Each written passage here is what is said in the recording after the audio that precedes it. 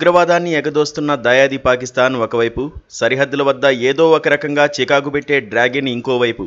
ఇలాంటి తరుణంలో భారత సైన్యం తన ఆయుధ శక్తిని ఎప్పటికప్పుడు మెరుగుపరుచుకుంటోంది. ఈ క్రమంలోనే కలాష్నికోవ్ సిరీస్లో అత్యాధునికమైన AK-203 రైఫిళ్లు అనుకున్న సమయానికంటే ముందే ఆర్మీకి అందనున్నాయి.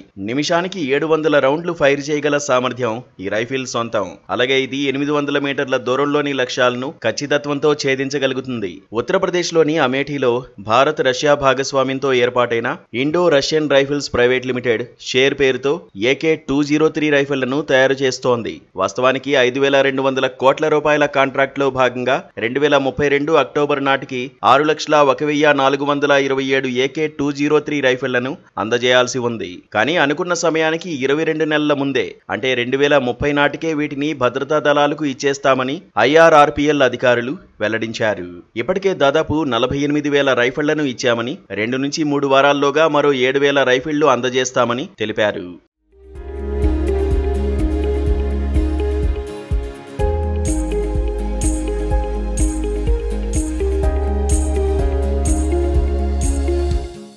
ఇక ఈ ఏడాది డిసెంబర్ నాటికి 15,000 రైఫిళ్లు అదనంగా ఇస్తామని ఆయన వెల్లడించారు. కాగా AK-47, AK-57తో పోల్చుకుంటే ఈ షేర్ తుపాకీలు అత్యాధునికమైనవి. కలాష్నికోవ్ సిరీస్ లో ప్రమాదకరమైనవి కూడా. కొన్ని దశాబ్దాలుగా సాయుధ దళాలు ప్రముఖంగా వినియోగించే ఇన్సాస్ రైఫిళ్ల స్థానంలో ఆర్మీ వీటి వినియోగం పెంచనుంది.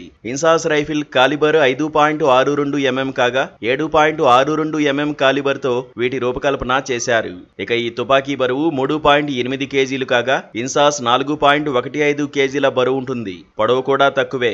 షేర్ పొడవు 705 mm గా ఉంది. సరిహద్దుల్లో మరి ముఖ్యంగా నియంత్రణ రేఖ, వాస్తవాధీన రేఖ వెంబడి పహారా కాస్తున్న భారత సైనికుల చేతికి ఇవి అందితే బలగాల పోరాట సామర్థ్యం బలోపేతం కానుందని రక్షణ రంగ నిపుణులు వెల్లడిస్తున్నారు. ఈ రైఫిళ్లు ఆర్మీ చేతికి వస్తే దయాది పాకిస్తాన్ సైన్యం సరిహద్దుల్లో తోకమొడవక తప్పదని చెబుతున్నారు.